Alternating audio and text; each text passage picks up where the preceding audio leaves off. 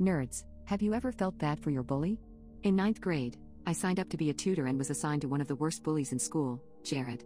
In our first lesson, I discovered he was illiterate. He knew the alphabet and could spell his name, and that was about it. I also learned the reason he was so much bigger than most of the other kids in our grade was that he'd been held back 2 years already because he couldn't read, and if he didn't get at least a C in English, he'd be held back again. He'd already decided he was going to fail, and he was so angry and frustrated, and now embarrassed because I knew. That first lesson was basically him ranting about how stupid and pointless the tutoring was because it was just for half an hour on Wednesdays and that wasn't enough time to learn anything. So I told him he was probably right, but we took the same bus home, just a few stops apart, so I could come over to his place every day after school if he wanted to study more. He blew me off for a while, and then he cornered me in the library during lunch hour and said something like, "Fine, but if you tell anyone, I'll end you." I got permission from my parents, and starting the next day, I went home with the guy. Now, to be clear, my own home situation was a little chaotic. My parents fostered, so there were always a bunch of kids, some with special needs, aged infant to teens. My house was always kind of noisy, kind of cluttered. It didn't bother me to see day-old dishes or a messy room, but this kid's house was wall-to-wall open beer cans, rotting food, cigarette butts, and used diapers. The youngest kid looked to be about 6 years old, but was still in diapers. This was a 2-bedroom house, with the 6 kids segregated by gender into the 2 bedrooms and dad sleeping in the living room in this gross nest of beer and dirty clothes. I have no idea if there was a mom in the picture at all.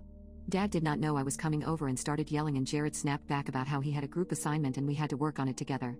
Dad goes off for what felt like forever about how I'm going to have to do all the work because Jared is an idiot, good for nothing, useless piece of trash. Finally, we are allowed to retreat to the bedroom, which stank of piss. There were 2 bare twin mattresses for 3 boys to share, and I didn't want to sit on either of them, so I stood while he sat and we went over his reading workbook for a couple hours before I went home. Again, he told me not to tell anyone about his house or he'd destroy me.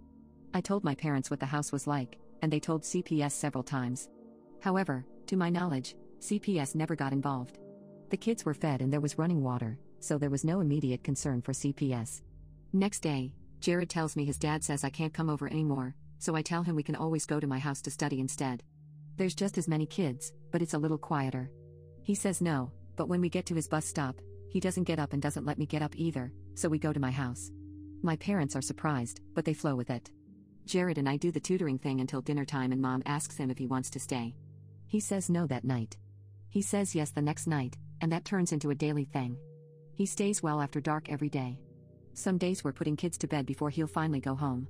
He only lets my dad drive him if it's snowing or raining. I'm about 80% sure that there were a couple nights when he just slept in the tent the little kids kept in the backyard as a fort.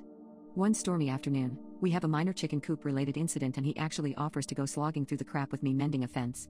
Afterwards, we dig out some dry clothes for him and he gets a shower while Mom washes his clothes, and that also turns into a regular thing where every so often, he shows up with a bunch of dirty clothes in his school bag and takes a shower at my house while his clothes get washed. We don't hang out together at school. He made it clear we aren't friends, but he sits watching TV in my house almost every day and we laugh at the same dumb shows. His grades improved across the board. He still got in fights and bullied other kids at school, but at my house, he was quiet, respectful, and even patient and funny with my siblings. It was like he was 2 completely different people, and it forever changed the way I looked at other bullies. I stopped thinking, that kid's a jerk, and started wondering why instead. What's the smartest purchase you've ever made? It only took $8.50 to ruin my cheating ex's life. When I was at uni, I started dating this guy. At first, he was wonderful. Dedicated to his studies, fun to be around, attentive, and always surprising me with things, working hard at his job, etc. Then, bit by bit, things unraveled. He started skipping classes. Barely bothering to go at all. He never helped around the house. Never washed up, cleaned up, did laundry, nothing. He was even fired from his job for too many missed shifts. All he wanted to do was sit at home and play Xbox or browse social media. This left me having to pick up extra shifts, sometimes double and triple shifts, all while going to class and studying. I later learned that this was a pattern for him. He'd be really dedicated to whatever he set his heart on, but then get bored, and fall back into old bad habits. Then he'd find a new passion, and rinse and repeat.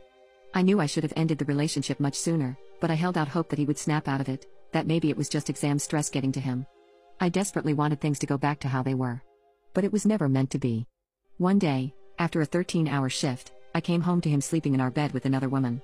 I lost my temper and started screaming at him, and he tried shifting the blame towards me, saying I was never around for him. I explained the reason I wasn't around was because he refused to get a job, forcing me to work 3 times as much in order to pay our bills. I kicked him and the other woman out shortly after, and told him not to come back. I was so stressed with everything that it wasn't until the next day that our joint savings account crossed my mind. There was a little over $5,000 in there. Other than a few hundred from him, the rest was money I had saved. When I checked the account, it was all gone. My ex had cleaned out the account and moved into a flat with his new side chick. I called the bank. There was nothing they could do. He was authorized on the account. I contacted the police. They told me there was nothing they could do since it was a joint account, so nothing criminal had happened. They suggested taking it to civil court, but said I'd probably spend more money than I got back in legal fees, so it likely wasn't worth it. My ex had stolen $5,000, and there was nothing I could do about it. I felt like such an idiot. I got even angrier when I saw his posts on various forums boasting about his new game consoles, new games, new TVs and gadgets. All bought with my money. I'm not usually a vengeful person. Petty on occasion, sure, but I've never wanted to exact revenge as much as I did right then. And I knew just how to do it. While I was a student, I did temp work every summer to help pay for my studies. One such job had been for a debt collection agency. The work was as crappy as you can imagine, but it paid really well, and it was only for a few months. My ex had been dodging debt for many years, and he was very proud of that fact. He was also proud of the fact that his debt was close to being statute barred and he hadn't paid a penny. For those of you who don't know, in the UK, creditors have about 6 years to collect a debt, and then it becomes statute barred. That means the money is still owed, but creditors have no legal way of making you pay. My ex was a few months away from reaching statute barred status. However, what a lot of people don't know is that making a payment on that debt resets the clock. If you pay any amount, then that 6 years starts from scratch. Previously, I had used my insider knowledge to help him dodge the debt. Now, I would use it to hit him where it hurt. By the end of our relationship, I was handling everything, including his debts. I had the paperwork, so I knew who he owed and how much. I called his creditors up. I was honest and said I was a friend calling to make a payment on his behalf. I didn't pretend to be him because that would be a big legal no.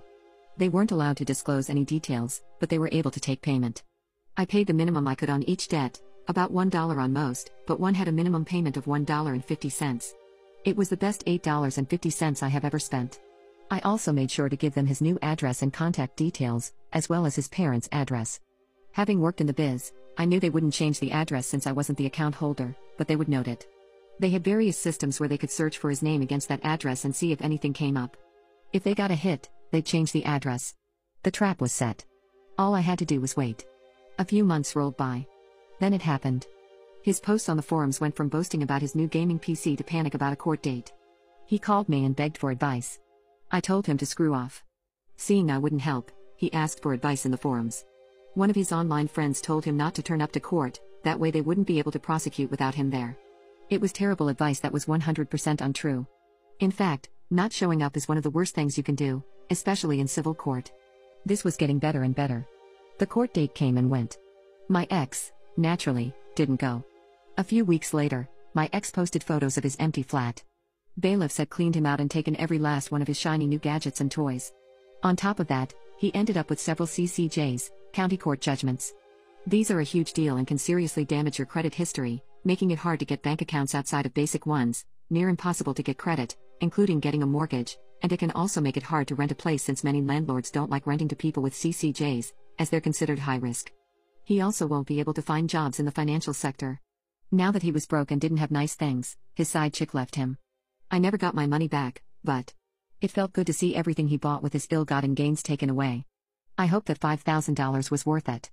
Doctors, what's the most dangerous lie a patient has ever told you? I'm not a doctor, but a dental assistant working in pediatrics. I had a 4-year-old come in with his mom. This boy's teeth were terrible. Disgustingly kept, rotting, even his tongue was gross. Mom claimed that she constantly brushes him, he never eats sugar, blah blah blah. Lies, in other words. If she was brushing him, he wouldn't have tons of plaque buildup. You often see poor hygiene in poorer areas, but this lady was quite wealthy. So I took him to get his x-rays and she took a call, so she didn't come with us. I asked him what his favorite foods are and he said chocolate, candy bars and soda. So I asked a few more probing questions like what he drinks his soda in, how often does he drink it, how often does he get candy, and more. He was so excited to tell me about how he drinks soda out of his bottle. I asked for clarification and it was a baby bottle. Remember, he is 4 and should have been off the bottle for a couple years at least by then. He said he drank soda every day, and had candy and chocolate all the time, reminding me they were his favorite foods. I asked about how he brushes his teeth and he said he didn't know how. I asked him if his mom ever showed him how and he said no, that she told him he didn't have to brush, but his daddy tells him to brush. I took his x-rays and he had cavities in every single tooth. I could also see potential decay in some of his permanent teeth. So we went back to the chair and I proceeded to clean his teeth. As I went, I did patient and parent education, explaining to him how important it is to clean your teeth, how teeth get if you don't, how sugar causes cavities, and cavities are bad for teeth. His mom got pissy with me about it, so I told her that he told me that he eats sugar and that she doesn't brush his teeth. She said it doesn't matter, he will lose his baby teeth anyway. About that time, Daddy shows up. She got very quiet and stony-faced. Dad enthusiastically asked about his little man's teeth and I gave it to him straight. Apparently they were divorced and Dad got him on the weekends. She had told him that he was able to brush himself, so he took her at her word, which sadly happens more than you think. He was beyond pissed off. He didn't yell, being a pediatrics office, but he let her know how he would be taking her back to court for neglecting their child. He couldn't believe she would be so lazy. She tried giving him the excuse she gave me, that it doesn't matter because all his teeth will fall out anyways. He said she was beyond stupid. All the while I kept cleaning. I scraped off so much plaque. I had a hard time not tearing up. This was so sad. A happy boy, but being neglected, and now would have years of problems with his teeth. Mom got mad and left. It was a Friday and he was leaving with his dad. The dentist and I went over a treatment plan with Dad and the boy, explained about not eating as much sugar, especially not soda in a bottle. Some sugar was okay, but not all the time. My boss decided the boy needed several teeth pulled and others were to receive fillings. The dad apparently got full custody, because when they came back 4 weeks later to pull the worst ones, the boy bragged about being with Daddy always, and he was learning so much about how to brush and clean himself, even his butt. I guess this kid was just a hot mess with his lazy mother.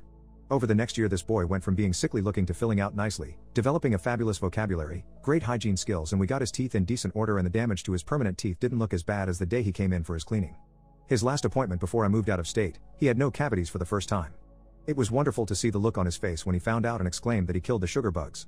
It was hard to keep a semi-professional face, so I just grinned hugely and told him that he was doing so well. This has been at least 3 years ago now and I think of him often. I hope he and his daddy are doing well. What is your worst? I looked away for 1 second story. It took only 2 seconds of me looking away from my son to give himself a life-threatening injury. I had just finished changing my 6-month-old son's diaper, with him lying on the couch, with a changing cloth underneath. I turned to throw the diaper in the trash right next to the couch, and in the 2 seconds I didn't have my hands on him, he rolled off the couch. He'd never even rolled over before. He hit the ottoman, which spun him back the other way, and he smacked his head on the hardwood floor. He cried, but calmed down after a few minutes. There was no sign of swelling, no blood, or any signs of damage.